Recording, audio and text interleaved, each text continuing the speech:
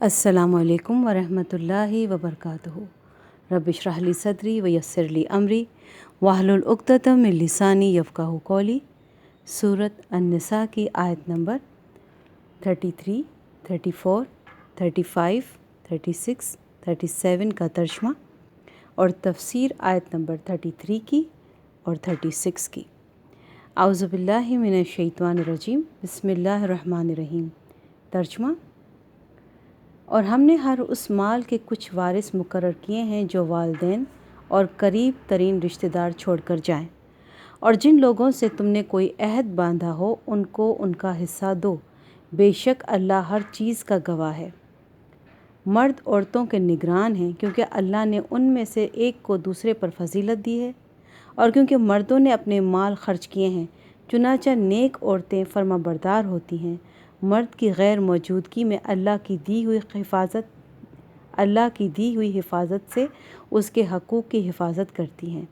اور جن عورتوں سے تمہیں سرکشی کا اندیشہ ہو تو پہلے انہیں سمجھاؤ، اور اگر اس سے کام نہ چلے تو انہیں خوابگاہوں میں تنہا چھوڑ دو، اور اس سے بھی اصلاح نہ ہو تو انہیں مار سکتے ہو۔ پھر اگر وہ تمہاری بات مان لیں تو ان کے خلاف کارروائی کا کوئی راستہ تلاش نہ کرو، یقین رکھو کہ اللہ سب کے اوپر سب سے بڑا ہے۔ اور اگر تمہیں میاں بیوی کے درمیان پھوٹ پڑنے کا اندیشہ ہو تو ان کے درمیان فیصلہ کرانے کے لیے ایک منصف مرد کے خاندان میں سے اور ایک منصف عورت کے خاندان میں سے بھیج دو۔ اگر وہ دونوں اصلاح کرانا چاہیں گے تو اللہ دونوں کے درمیان اتفاق پیدا فرما دے گا، بے شک اللہ کو ہر بات کا علم اور ہر بات کی خبر ہے۔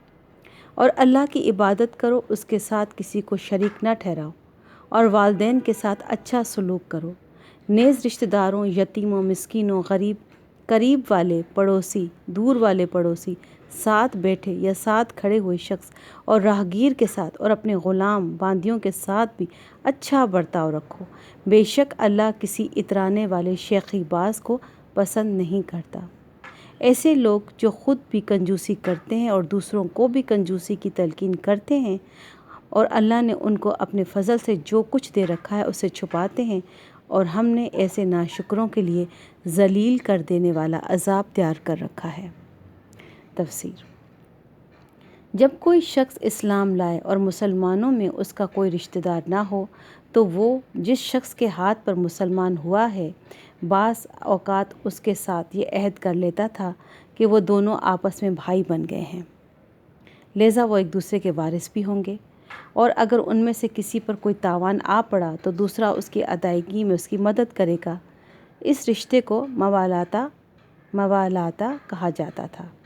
یہاں اسی معاہدے کا ذکر ہے، اور امام ابو حنیفہ رحمۃ اللہ علیہ کا مسلک اس آیت کی بنا پر یہی ہے کہ یہ رشتہ اب بھی کسی نو مسلم سے قائم ہو سکتا ہے، اور اگر دوسرے مسلمان رشتہ دار موجود نہ ہوں تو میراث میں بھی ان کا حصہ ہوگا۔ قرآن و سنت نے پڑوسیوں کے حقوق کی رعایت اور ان کے ساتھ حسن سلوک کی بڑی تاکید فرمائی ہے۔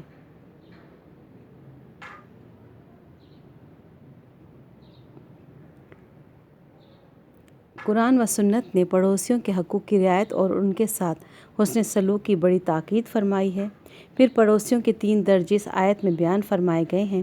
پہلے درجے کو جار ذی القربہ، قریب والا پڑوسی، اور دوسرے کو الجار الجنب کہا گیا ہے، جس کا ترجمہ اوپر دور والے پڑوسی سے کیا گیا ہے۔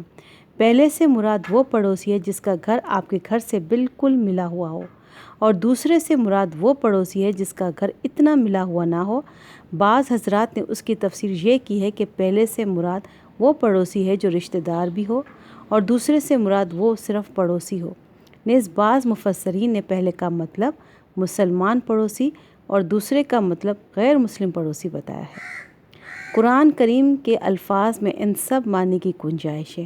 خلاصہ یہ ہے کہ پڑوسی چاہے رشتہ دار ہو یا اجنبی، مسلمان ہو یا غیر مسلم، اس کا گھر بالکل ملا ہوا ہو یا 1-2 گھر چھوڑ کر ہو، ان سب کے ساتھ اچھے برتاؤ کی تاکید فرمائی گئی ہے۔ یہ پڑوسی کی تیسری قسم ہے جس کو قرآن کریم نے صاحب بالجنب سے تعبیر فرمایا ہے۔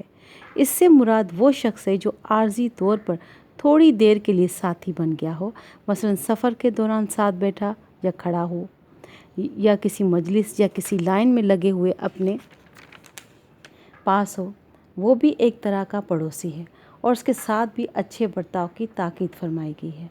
बल्कि इससे भी आगे हर राहगीर और मुसाफिर के साथ हुस्न सलूक का हुक्म दिया गया है, चाहे वो अपना साथी या पड़ोसी ना हो।